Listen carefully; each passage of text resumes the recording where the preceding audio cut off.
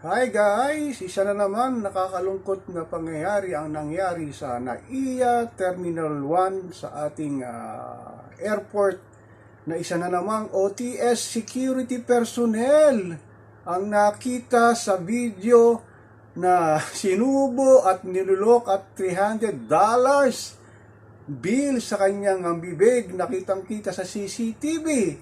So ang pangyayari nito ay isa palang Chinese national ang mag-depart na dumaan sa x-ray machine. Ayan, sabi nila malabo daw ang kuha ng x-ray kaya binuksan nila ang bag o binuksan niya ang bag at ang bilis ng kamay.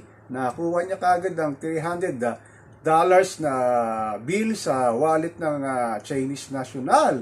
And then lumipat ang ilang minuto, bumalik ang Chinese national at nagrereklamo na nawawala ang kanyang $300 bills. Ito namang si security personnel na babae, ang sabi ng report ay 28 years old, ay dali-daling siguro kinabahan at tumalikod at kitang-kita sa CCTV video na nilulunok at sinusubo ang $300 bills. Meron pang dalang bottled water. Ang nakakagulat lang nung tumalikod siya, hindi niya alam na nakaharap siya sa CCTV camera.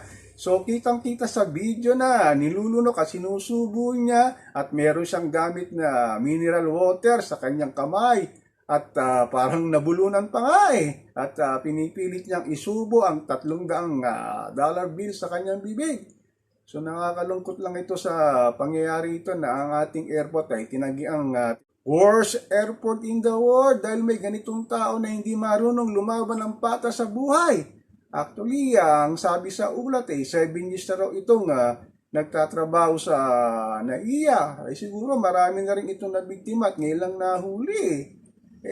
Sa gitna ng nagtataas ang bilin ng krudo gasolina, ang mga pagkain at ang pampublikong serbisyo. Siguro nangangailangan itong babaeng ito pero pag gagawa ka ng ganito nananamantala ka hindi ka marunong lumaban ng patas sa buhay.